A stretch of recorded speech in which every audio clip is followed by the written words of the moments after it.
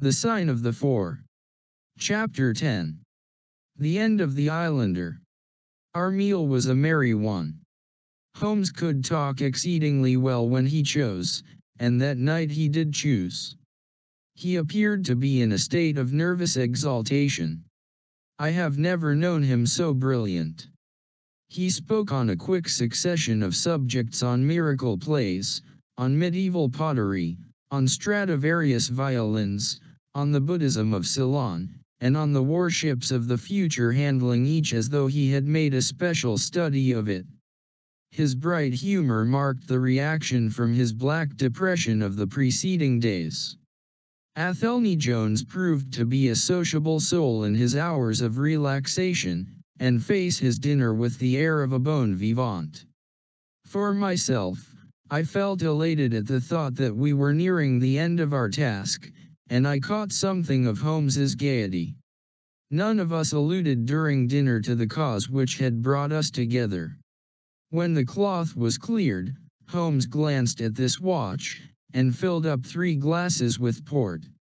"One bumper," said he, "to the success of our little expedition. And now it is high time we were off. Have you a pistol, Watson? I have my old service revolver in my desk." "You had best take it, then. It is well to be prepared. I see that the cab is at the door.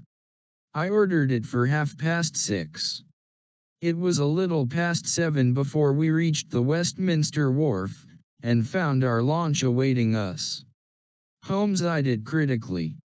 "Is there anything to mark it as a police boat?" "Yes, that green lamp at the side." "Then take it off." The small change was made, we stepped on board, and the ropes were cast off. Jones, Holmes, and I sat in the stern. There was one man at the rudder, one to tend the engines, and 2 burly police inspectors forward. "Where to?" asked Jones. "To the Tower. Tell them to stop opposite Jacobson's yard." Our craft was evidently a very fast one. We shot past the long lines of loaded barges as though they were stationary. Holmes smiled with satisfaction as we overhauled a river steamer and left her behind us. "We ought to be able to catch anything on the river," he said. "Well, hardly that. But there are not many launches to beat us. We shall have to catch the Aurora, and she has a name for being a clipper. I will tell you how the land lies, Watson. You recollect how annoyed I was at being balked by so small a thing?" "Yes." "Well, I gave my mind a thorough rest by plunging into a chemical analysis. One of our greatest statesmen has said that a change of work is the best rest. So it is. When I had succeeded in dissolving the hydrocarbon which I was at work at, I came back to our problem of the Sholtos, and thought the whole matter out again. My boys had been up the river and down the river without result. The launch was not at any landing stage or wharf, nor had it returned. Yet it could hardly have been scuttled to hide their traces, though that always remained as a possible hypothesis if all else failed. I knew this man Small had a certain degree of low cunning, but I did not think him capable of anything in the nature of delicate finesse. That is usually a product of higher education. I then reflected that since he had certainly been in London some time, as we had evidence that he maintained a continual watch over Pondicherry Lodge, he could hardly leave at a moment's notice, but would need some little time, if it were only a day, to arrange his affairs. That was the balance of probability, at any rate. "It seems to me to be a little weak," said I. "It is more probable that he had arranged his affairs before ever he set out upon his expedition." "No, I hardly think so. This lair of his would be too valuable a retreat in case of need for him to give it up until he was sure that he could do without it." But a second consideration struck me. Jonathan Small must have felt that the peculiar appearance of his companion, however much he may have top-coated him, would give rise to gossip, and possibly be associated with this Norwood tragedy. He was quite sharp enough to see that. They had started from their headquarters under cover of darkness, and he would wish to get back before it was broad light. Now, it was past 3 o'clock, according to Mrs. Smith, when they got the boat. It would be quite bright, and people would be about in an hour or so. Therefore, I argued, they did not go very far. They paid Smith well to hold his tongue, reserved his launch for the final escape, and hurried to their lodgings with the treasure box. In a couple of nights, when they had time to see what view the papers took, and whether there was any suspicion, they would make their way under cover of darkness to some ship at Gravesend or in the Downs, where no doubt they had already arranged for passages to America or the colonies. But the launch? They could not have taken that to their lodgings. Quite so. I argued that the launch must be no great way off, in spite of its invisibility. I then put myself in the place of Small, and looked at it as a man of his capacity would. He would probably consider that to send back the launch or to keep it at a wharf would make pursuit easy if the police did happen to get on his track. How, then, could he conceal the launch and yet have her at hand when wanted? I wondered what I should do myself if I were in his shoes. I could only think of one way of doing it. I might land the launch over to some boat builder or repairer, with directions to make a trifling change in her. She would then be removed to his shed or hard, and so be effectually concealed, while at the same time I could have her at a few hours' notice. That seems simple enough. It is just these very simple things which are extremely liable to be overlooked. However, I determined to act on the idea. I started at once in this harmless seaman's rig and inquired at all the yards down the river. I drew blank at 15, but at the 16th Jacobson's I learned that the Aurora had been handed over to them 2 days ago by a wooden-legged man, with some trivial directions as to her rudder. "There ain't naught amiss with her rudder," said the foreman. "There she lies, with the red streaks." At that moment who should come down but Mordecai Smith, the missing owner? He was rather the worse for liquor. I should not, of course, have known him, but he bellowed out his name and the name of his launch. "I want her tonight at 8 o'clock, said he. 8 o'clock sharp, mind, for I have 2 gentlemen who won't be kept waiting. They had evidently paid him well, for he was very flush of money, chucking shillings about to the men. I followed him some distance, but he subsided into an alehouse, so I went back to the yard, and, happening to pick up one of my boys on the way, I stationed him as a sentry over the launch. He is to stand at water's edge and wave his handkerchief to us when they start. We shall be lying off in the stream, and it will be a strange thing if we do not take men, treasure, and all. You have planned it all very neatly, whether they are the right men or not," said Jones, "but if the affair were in my hands I should have had a body of police in Jacobson's yard, and arrested them when they came down. Which would have been never. This man Small is a pretty shrewd fellow.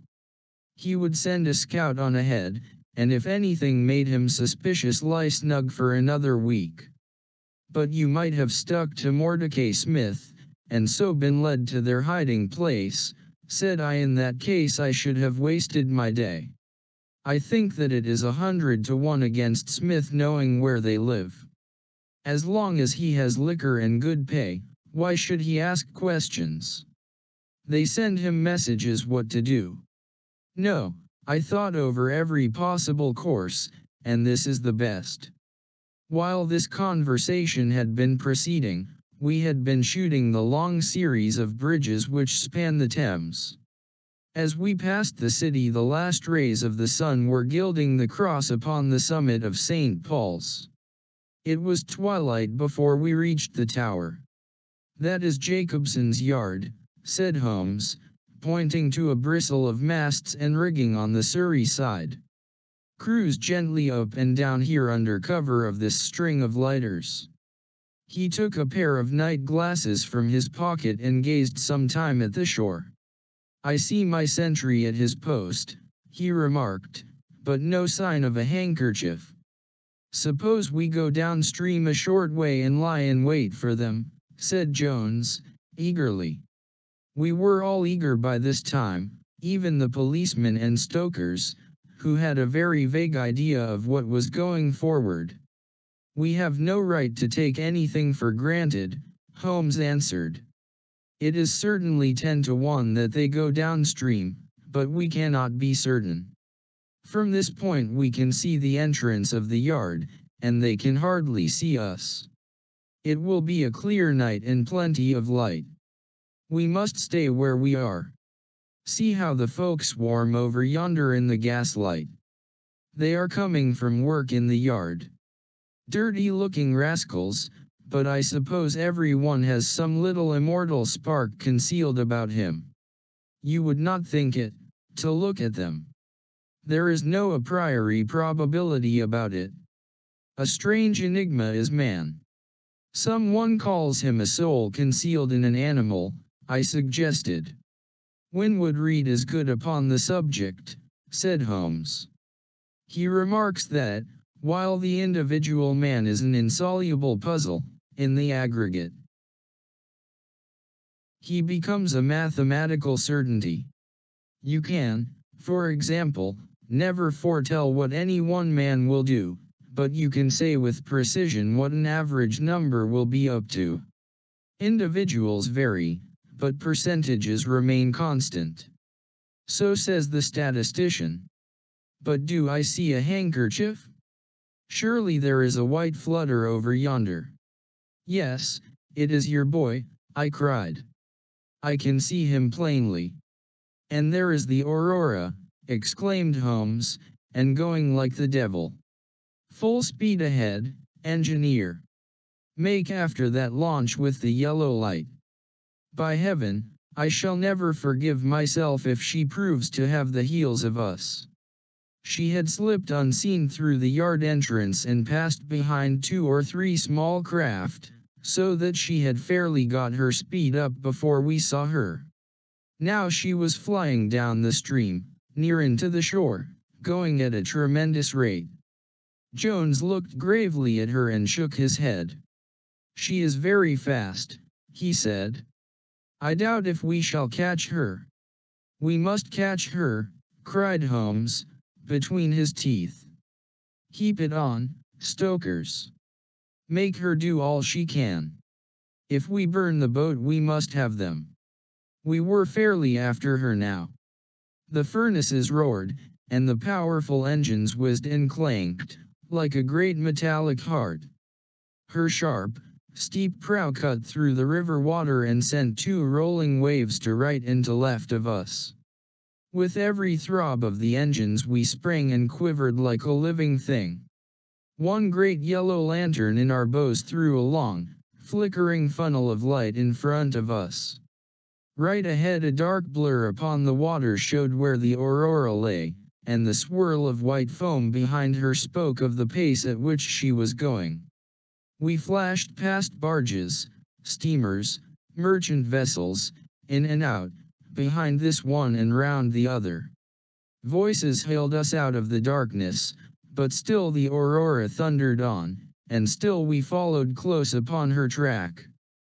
"Pile it on, men, pile it on," cried Holmes, looking down into the engine room, while the fierce glow from below beat upon his eager, aquiline face.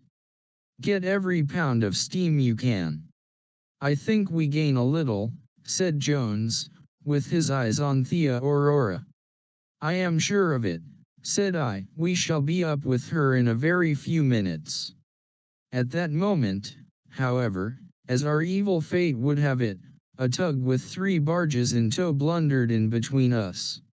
It was only by putting our helm hard down that we avoided a collision, and before we could round them and recover our way, the Aurora had gained a good 200 yards.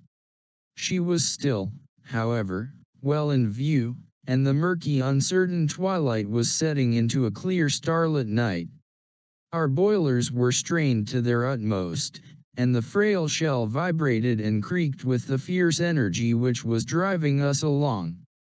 We had shot through the Pool, past the West India Docks, down the long Deptford Reach, and up again after rounding the Isle of Dogs. The dull blur in front of us resolved itself now clearly enough into the dainty Aurora. Jones turned our searchlight upon her, so that we could plainly see the figures upon her deck. One man sat by the stern, with something black between his knees over which he stooped. Beside him lay a dark mass which looked like a Newfoundland dog.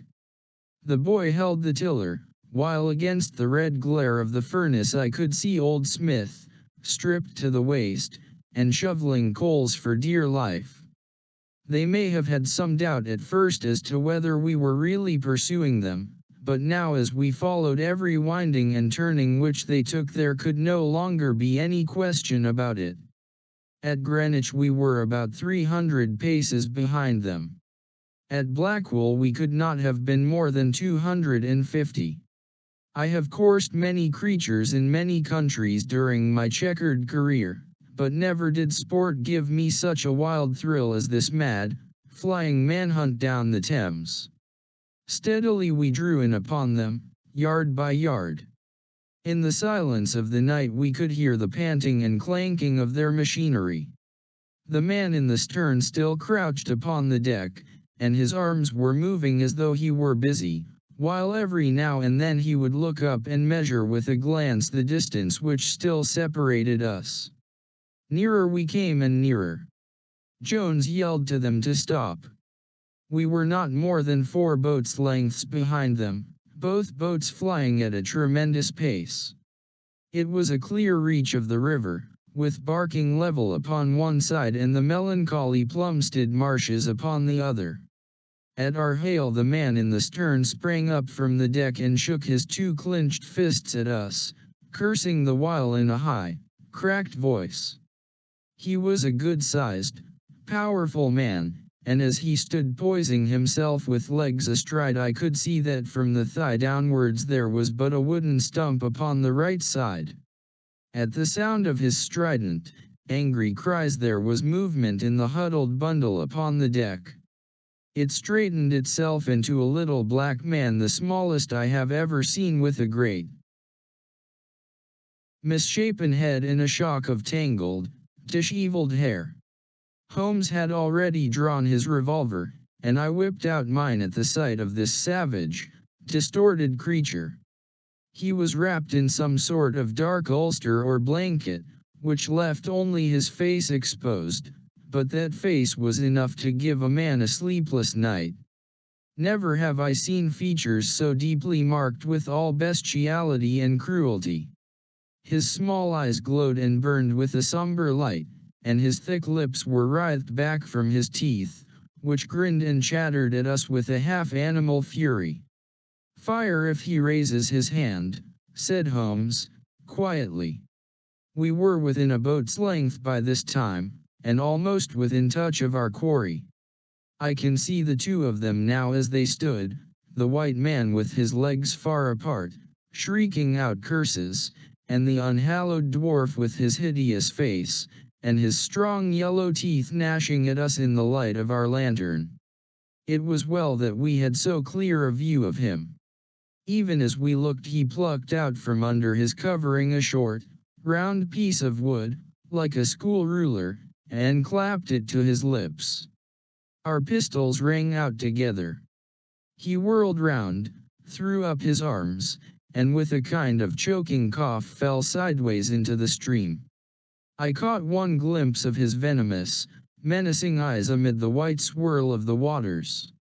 At the same moment the wooden-legged man threw himself upon the rudder and put it hard down, so that his boat made straight in for the southern bank, while we shot past her stern, only clearing her by a few feet. We were round after her in an instant, but she was already nearly at the bank. It was a wild and desolate place, where the moon glimmered upon a wide expanse of marshland, with pools of stagnant water and beds of decaying vegetation. The launch with a dull thud ran up upon the mud bank, with her bow in the air and her stern flush with the water. The fugitive sprang out, but his stump instantly sank its whole length into the sodden soil. In vain he struggled and writhed.